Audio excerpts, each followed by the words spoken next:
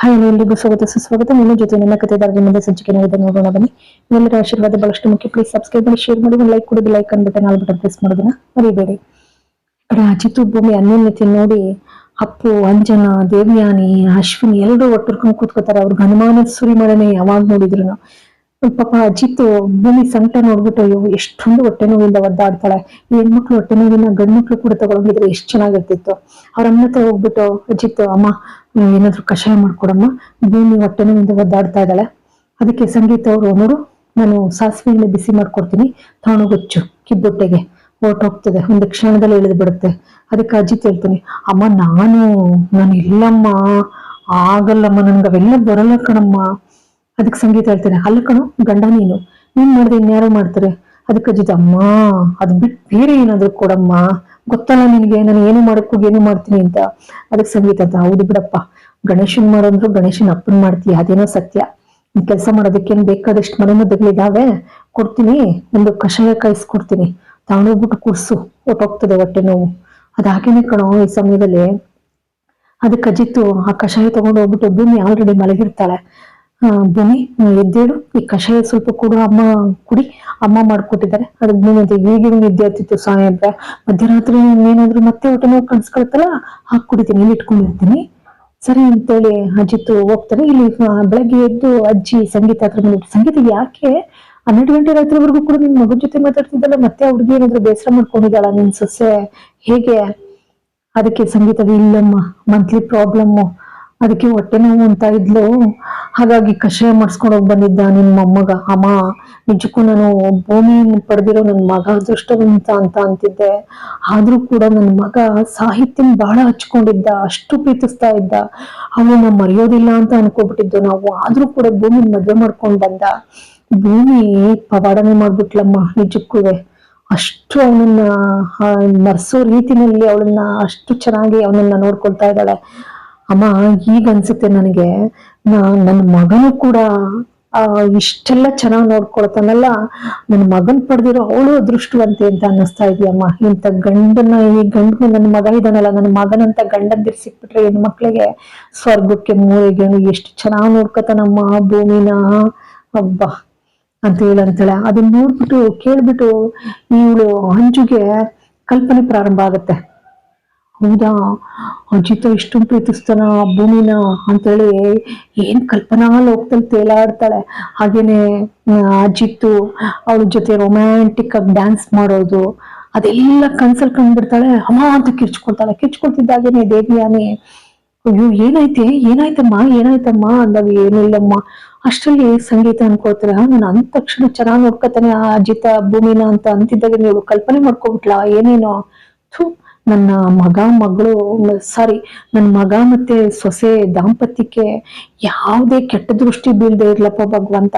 ಮೊದಲು ಈ ಅಂಜುಗೆ ಎಲ್ಲಾದ್ರೂ ಗಂಡು ನೋಡ್ಬಿಟ್ಟು ಮದ್ವೆ ಮಾಡಿ ಕಳಿಸ್ಬೇಕು ಈ ಮನೆಯಿಂದ, ಸಾಕ ಹೋಗಿದೆ ಅಂತ ಹೇಳ್ಕೊಂಡು ಸಂಗೀತ ಬೇಸರ ಮಾಡ್ಕೊಂಡು ಹೋಗ್ತಾರೆ.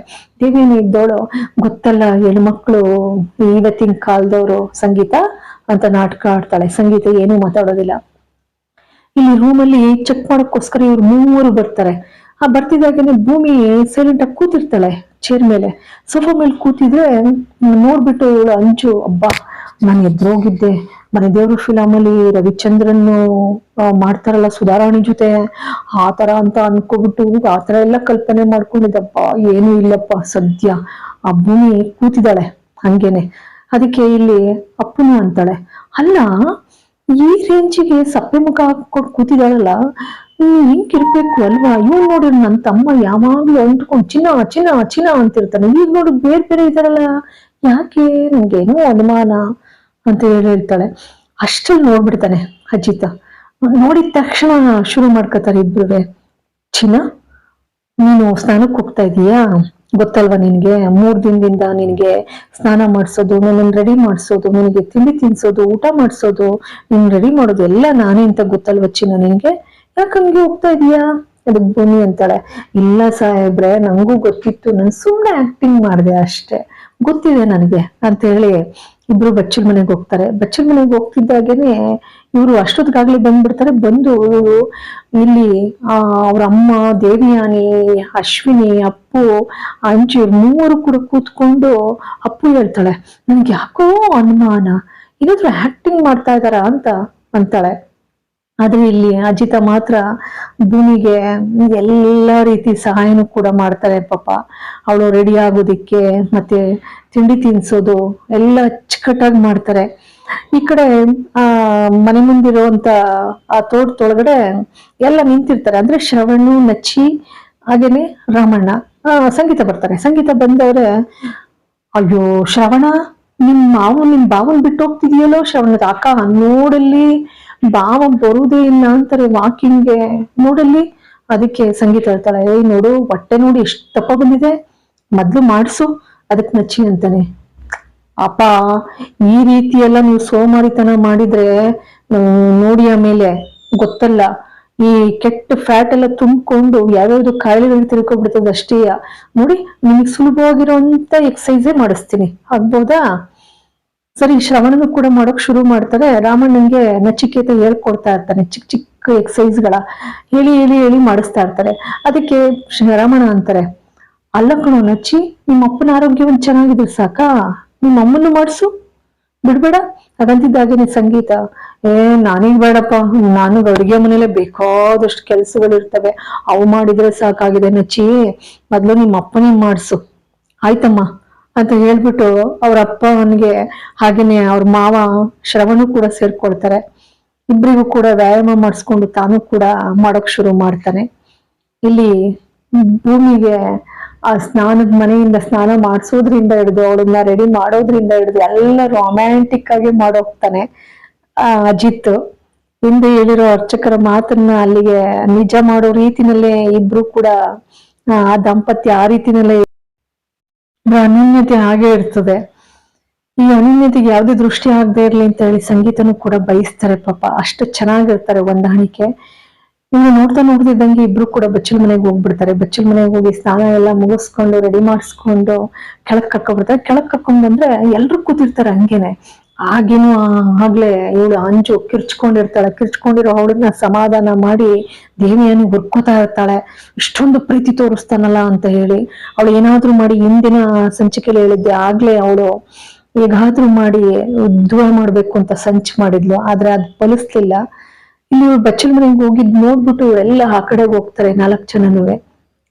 ಹೋಗ್ತಿದ್ದಾಗೇನೆ ಎಲ್ಲ ರೆಡಿಯಾಗಿ ಕೆಳಗ್ ಬರ್ತಾರೆ. ಮಲ್ಲಿಗೆ ಹೂವು ಹಿಡ್ಕೊಂಡು ಅಜಿತ್ ಮಲ್ಲಿಗೆ ಹೂವನ್ನ ಅವಳಿಗೆ ಇವರೆಲ್ಲರ ಮುಂದೆ ಕೂಡ ಮುಡಿಸ್ತಾ ಹೇಳ್ತಾರೆ, ಈ ಮಲ್ಲಿಗೆ ಹೂವಿನ ಗಮಲಿಗೆ ಹಾಗೆ ಅಂತಾನೆ ರೊಮ್ಯಾಂಟಿಕ್ ಆಗಿ.